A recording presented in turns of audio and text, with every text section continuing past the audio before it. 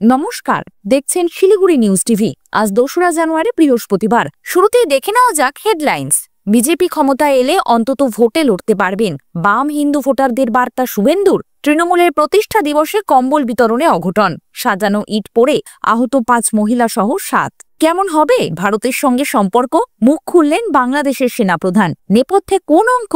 26-এর বিধানসভা ভোটকে পাখির চোখ করে 28-এর জন্মদিন পালন তৃণমূলের। বার্তা দিলেন মমতা অভিষেক। মুম্বাই হামলার মূল চক্রী রানাকে এবার ভারতের হাতে তুলে দেবে আমেরিকা। 10 দিন পর 700 ফুট কুয়ো থেকে বের করা হলো 3 বছরের চেতনাকে। কিন্তু খোলা চুলেই দুর্ঘটনা, মাথার চামড়া উপড়ে যাওয়া কাণ্ডে জখম ছাত্রীকে দুষলেন পার্ক কর্তৃপক্ষ। মুকুট পরে নেই, কেষ্টভূমে রাজা বদল, কাজল শিরে উঠল সেই রৌপ্য শিরোপা। শুনে কি বললেন অনুব্রত? আসছি বিস্তারিত খবরে। ফের একবার রাজ্যের বাম হিন্দু ভোটারদের বিজেপিকে ভোট দেওয়ার আহ্বান জানালেন রাজ্যের বিরোধী দলনেতা শুভেন্দু অধিকারী। মঙ্গলবার সন্দেশখালীতে বিজেপির সভা থেকে শুভেন্দু ফের এই আহ্বান জানান। তার দাবি, বিজেপি রাজ্যে ক্ষমতায় এলে অন্তত ভোটে লড়তে পারবেন। এদিনের সভায় শুভেন্দুবাবু বলেন, রাজ্যে বিজেপির ভোট 39%, আর 5% হিন্দুর ভোট পেলেই ক্ষমতায় আসবে বিজেপি। বাম হিন্দু ভোটারদের আমি অনুরোধ করব, বিজেপিকে ভোট দিন। এটা হিন্দুদের অস্তিত্ব রক্ষার লড়াই। এরপর সাংবাদিকদের শুভেন্দু বলেন, নিরাপদ সর্দাররা অর্থাৎ সন্দেশখালীর প্রাক্তন সিপিআই বিধায়ক বলছে আমরাই বিপ্লবী দল, কিন্তু তারা হিন্দু ভোট কেটে কার্যত তৃণমূলের সুবিধা করছে। আমি বামেদের হিন্দু ভোটারদের অনুরোধ করেছি, ভাই হিন্দুদের অস্তিত্ব রক্ষায় আমাদের সঙ্গে আসুন। আপনারা বাম করবেন করুন, কিন্তু বিজেপি ক্ষমতায় এলে পঞ্চায়েত পৌরসভা সহ অন্তত ভোটে লড়তে পারবেন, রাজনীতি করতে পারবেন। তৃণমূল থাকলে পাঠাগারের কমিটি, শনি পুজোর কমিটিও দখল করে নিচ্ছে, কাউকে রাখতে চায় না। বিজেপির দাবি, রাজ্যে তৃণমূল ও বিজেপির সঙ্গে সমদূরত্ব বজায় রাখলেও কেন্দ্রে ইন্ডিয়া জোটের সদস্য বাম ও তৃণমূল। ভোটের সময় দেখা যায় বামেদের মুসলিম ভোট তৃণমূলে গেলেও হিন্দু ভোট বিজেপি পায় না। এর ফলে বাড়তি সুবিধা পেয়ে যায় তৃণমূল। ওদিকে এই ভোট কাটাকাটিতে গত বেশ কয়েকটি করে আসন বিজেপির হাতছাড়া হয়েছে, যার ফায়দা তুলেছে তৃণমূল। এখন প্রশ্ন হলো, শুভেন্দুর ডাকে কি সাড়া দেবেন হিন্দু বাম ভোটাররা? তৃণমূলের প্রতিষ্ঠা দিবস উপলক্ষে কম্বল বিতরণ ও খিচুড়ি খাওয়াকে কেন্দ্র করে হুলস্থুল কাণ্ড মালদহে। প্রাথমিক স্কুলের মাঠে সাজিয়ে রাখা ইট চাপা পড়ে আহত হলেন 7 জন। তাদের মধ্যে 5 জন মহিলা বলেই জানা গিয়েছে। অনেকজন একসঙ্গে চলে আসায় এই কাণ্ড ঘটেছে বলেই অনুমান। স্থানীয় সূত্রে জানা গিয়েছে, তুলসীহাটায় তৃণমূল ব্লক নেতৃত্বের তরফে এলাকা ও আশেপাশের গরিব মানুষদের মধ্যে কম্বল বিতরণের সিদ্ধান্ত নেওয়া হয়। সেই মতো তুলসীহাটা হাই স্কুলের মাঠে অনুষ্ঠান শুরু হয়। প্রায় 1,500 দুস্থদের কম্বল বিতরণ করা হবে ঠিক ছিল, কিন্তু একসঙ্গে অনেক লোক চলে আসায় বিপত্তি বাধে। পরিস্থিতি হাতের বাইরে চলে যায়। হঠাৎ হুড়োহুড়ি বাঁধে। স্কুল মাঠে দেওয়ালের মতো করে থরে থরে ইট সাজানো ছিল। ধাক্কাধাক্কির সময় সেই আলগা ইট পড়ে যায়। তাতেই জখম হন 5 মহিলা সহ 7 জন। আহতদের উদ্ধার করে হাসপাতালে ভর্তি করা হয়েছে।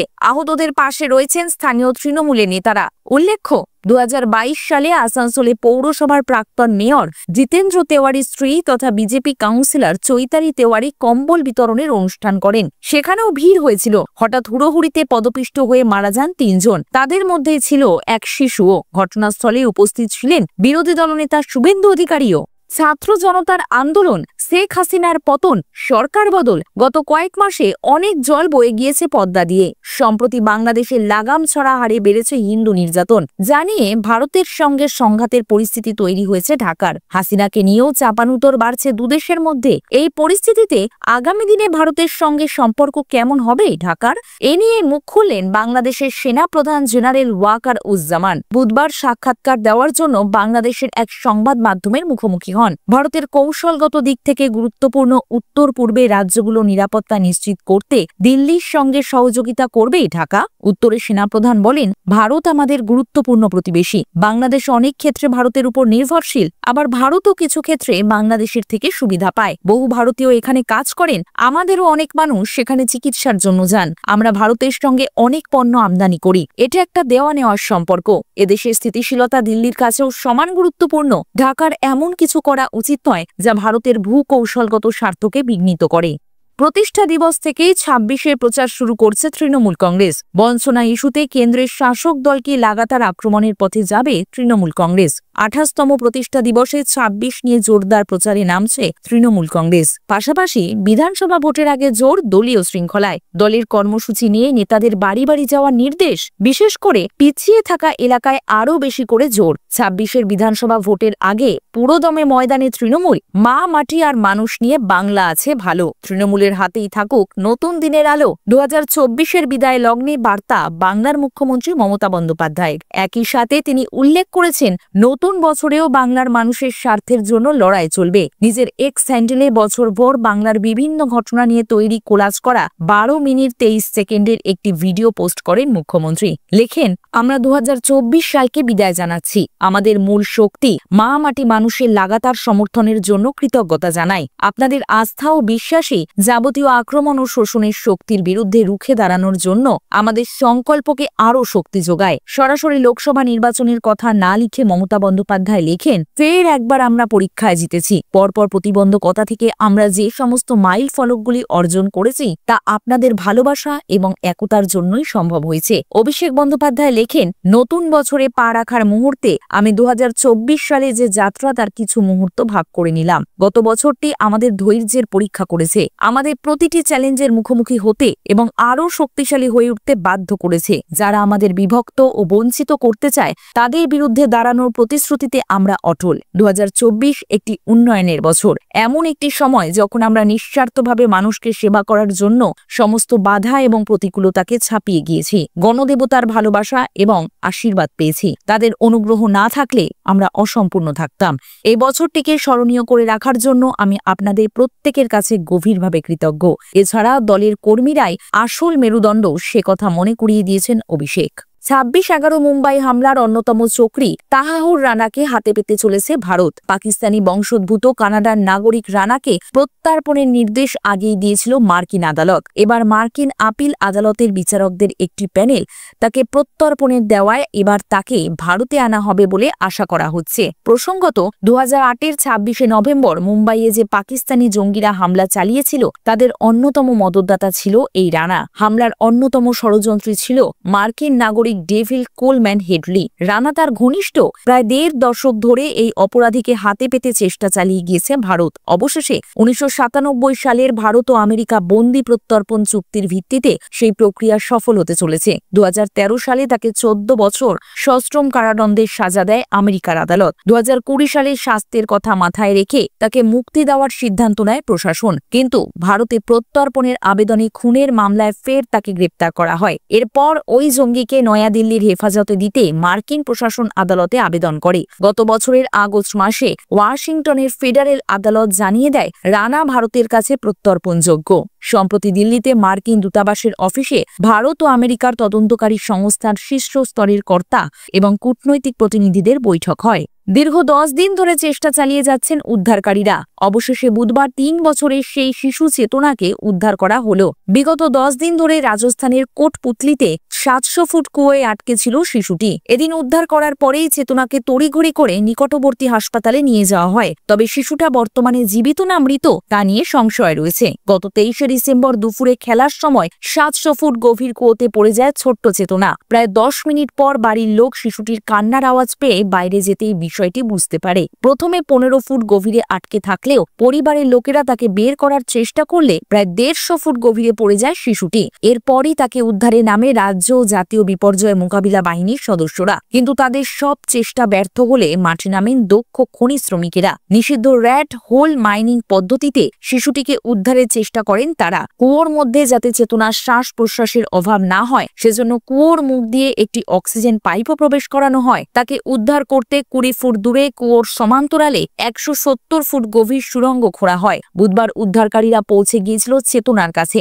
সন্ধ্যায় তাকে কুয়োর বাইরে বের করে আনা হয়। শিক্ষামূলক ভ্রমণে শিলিগুড়িতে এসে বিনোদন পার্কে দুর্ঘটনায় মাথার চামড়া শুদ্ধ এক গোছা চুল উপড়ে গিয়েছে বিহারের এক ছাত্রীর। আশঙ্কাজনক অবস্থায় বছর ১৭ ওই কিশোরী এখন হাসপাতালে চিকিৎসাধীন। মাটিগাড়ার দাগাপুরে 7 কিংডম পার্কের বিরুদ্ধে গাফিলতির অভিযোগ করেছিল পরিবার। এবার পাল্টা ছাত্রীকেই ওই ঘটনার জন্য দায়ী করলেন পার্ক কর্তৃপক্ষ।